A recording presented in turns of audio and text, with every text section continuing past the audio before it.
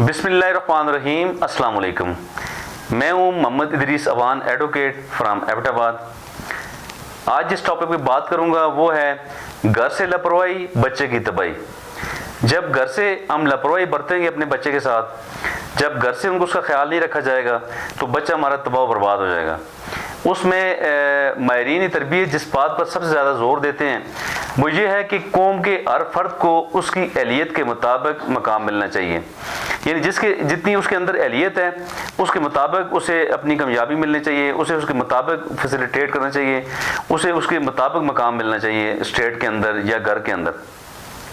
اور اس میں بچپن کی جو تربیت ہے ہمارے بچوں کی جو ہم تربیت بچپن میں کر رہے ہوتے ہیں اس کا اثر نہ صرف جوانی بلکہ بڑھاپے تک قائم و دائم رہتا ہے.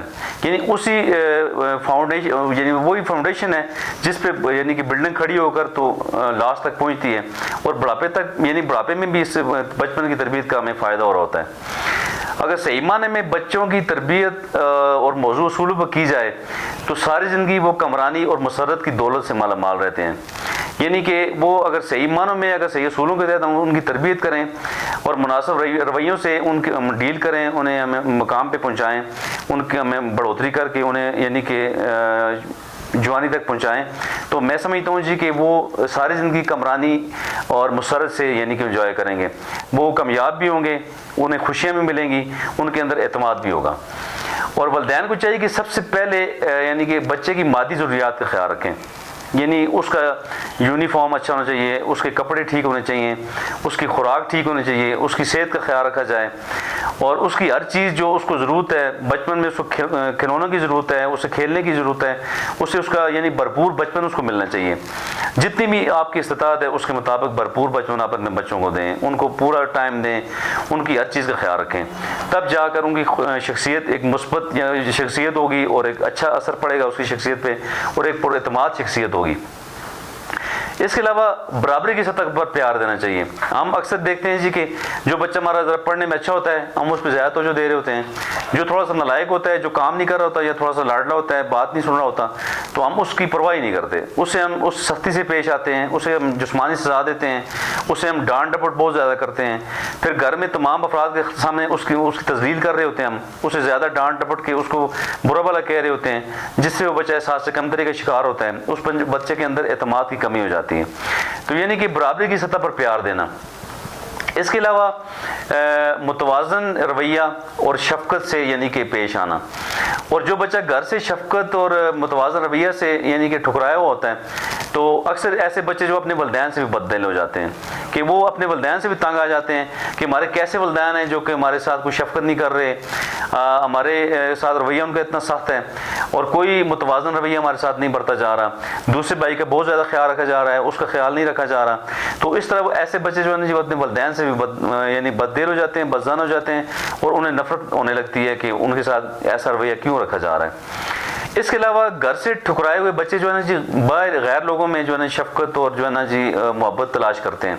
ان کی یہ کوشش ہوتی ہے جی کہ وہ سوچ رہے ہوتے ہیں کہ ان کے پاس ایک کمی ہوتی ہے کہ انہیں شفقت نہیں مل رہی, انہیں محبت نہیں مل رہی, انہیں پیار گھر سے نہیں مل رہا, ان کی ضرورتیں نہیں پوری ہو رہی ہیں. تو پھر بچہ باہر کی یعنی کہ گلی سے باہر بازار میں, محلے میں یا شہر میں, پھر وہ ایسے لوگ جو بھی اس کو جو ہے نا ٹریپ کرنا چاہیں, جو اس کو شکار کرنا چاہیں, تو آسانی سے بچہ ان کا شکار بن سکتا ہے, اور ان سے پیار کی وہ جو ہے نا جی وہ تلاش میں جاری رہتا ہے. اور اس کے علاوہ وہ کہتے ہیں جی کہ گھر سے نکلا ہوا بچہ اس پھل کی مانند ہے جو پھل درخت کی شاخ سے گرتا ہے اور اس پھل کو کوئی بھی اٹھا لے.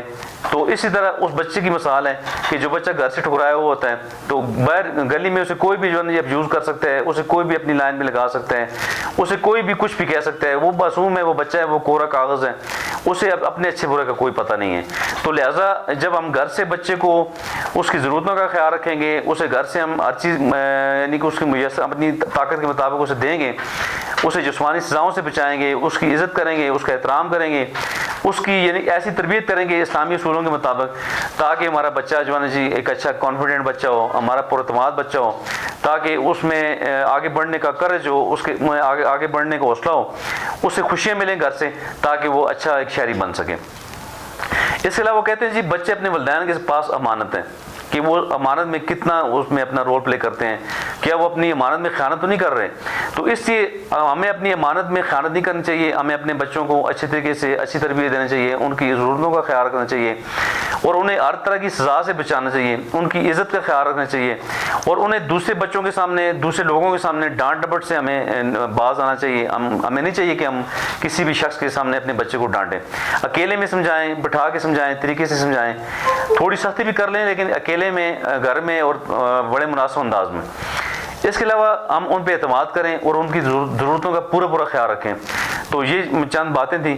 اور لاسٹ میں کہوں گا کہ آپ اپنے بچے کی بہتر تعلیم و تربیت کریں اور اچھی معیاری تعلیم اپنے بچوں کو دیں. اپنا پیٹ ضرور کاٹ لیں لیکن اپنے بچوں کو اچھی معیاری تعلیم دیں تاکہ ہمارے بچے بڑے ہو کر اچھی شہری بن کے پاکستان کی خدمت کر سکیں. اور ایک اور بات بتاتا چلوں کہ جتنے بھی یہ ٹھکرائے ہوئے بچے ہیں، یہ جرائم کی دلدل میں پھنسنے کا چانس ان کا بہت زیادہ ہوتا ہے.